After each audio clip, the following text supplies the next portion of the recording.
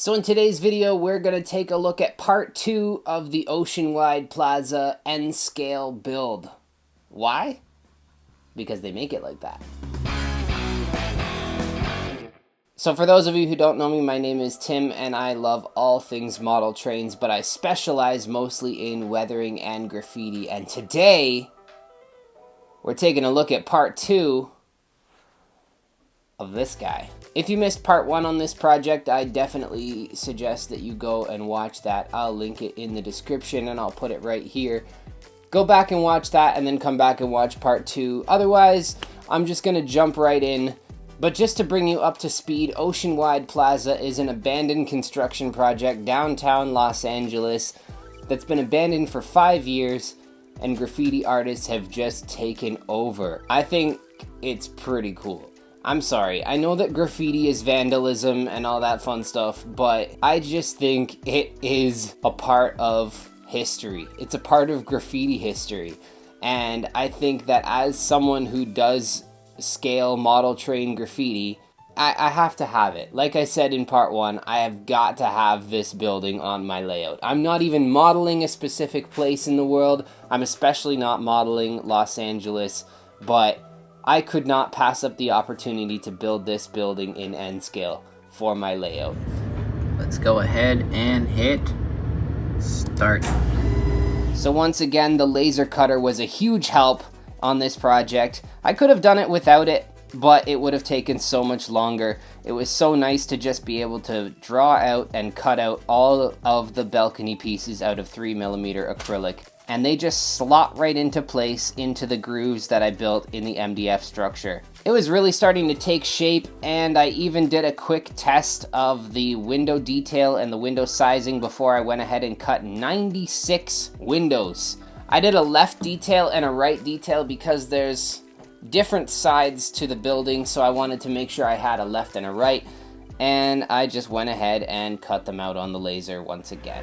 So I had a bit of a dilemma where the balconies wouldn't fit around this piece, and I had already cut all of them, and I didn't feel like redesigning and recutting them all, so I trimmed these end details down on the table saw, and I misjudged my cut, and now one side is more narrow than the other, but we're gonna go with the fact that it's under construction. Maybe they haven't finished beefing out that side yet.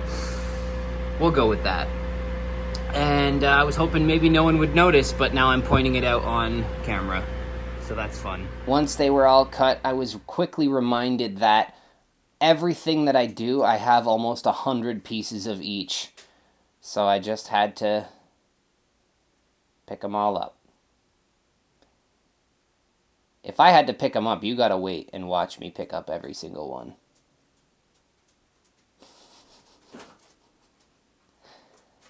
After that, it was on to sanding and cleaning the glue out of all of the grooves that I cut in the last video. If I was to do it again, I would probably build the box first and then cut my grooves on the table saw, because then I know for a fact that they're gonna line up. In the last video, as you saw, I cut them all ahead of time and then glued the building together, and that caused a bit of a headache when it came time to putting the balconies in place, because some of them didn't quite line up exactly right. I've never built a tower covered in graffiti before, so this is all new territory for me. After that, it was on to painting. I started with a black primer and just went at it with a spray can, just covered it in black spray paint. After that, I dusted it with gray from the top to give it a bit of an ombre look, to make it look like it's reflecting the sky on an overcast day. So it's a little bit brighter at the top and a little darker at the bottom. That was actually a suggestion from N-Scale Dystopia. If you haven't checked out his channel, feel free to do so. He's going to be building a graffiti tower as well. He's not doing a one-to-one replica of Oceanwide Plaza, but you should definitely check out his channel. He's working on some really cool stuff as well. So I went a little bit lighter again today to see. I think I like it. I mean, I'm just gonna commit. If all else fails, I'll know better for the next skyscraper that I build. And then I prepped some of these balconies for paint. Just hot glued them in a vertical position.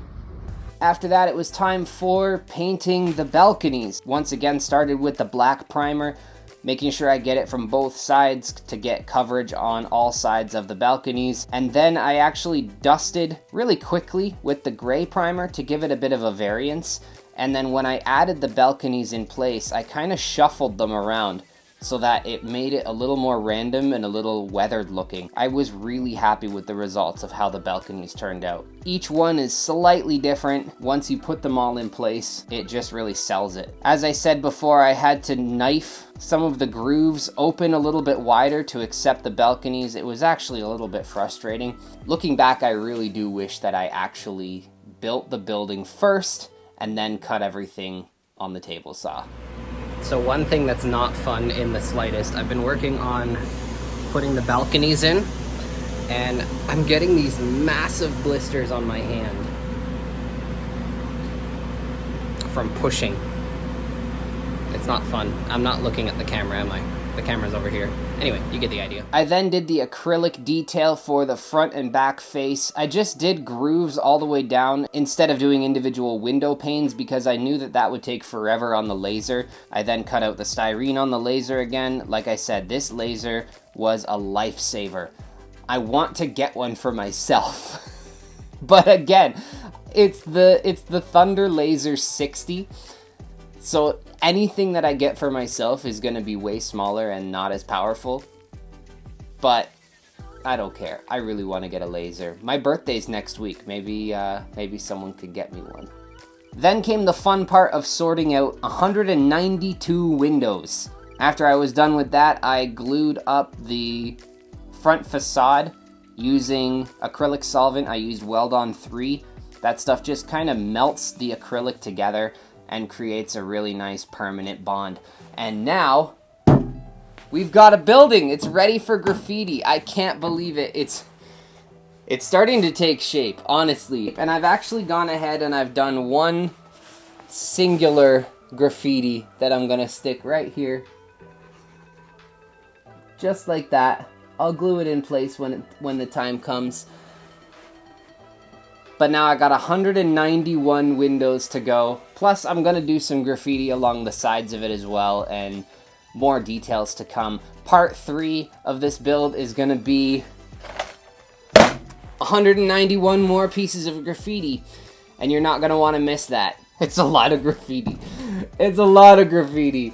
Oh my goodness. But anyway, I am having so much fun building this tower. I cannot believe it. It's really gotten me into the spirit of things again, and I cannot wait to get my layout up and running so I can put this thing on it and build out from it. This is gonna have to end up being the focal point of my city scene. But like I said, if you haven't seen part 1, I'm gonna link it right here, and until next time, remember, they make it like that.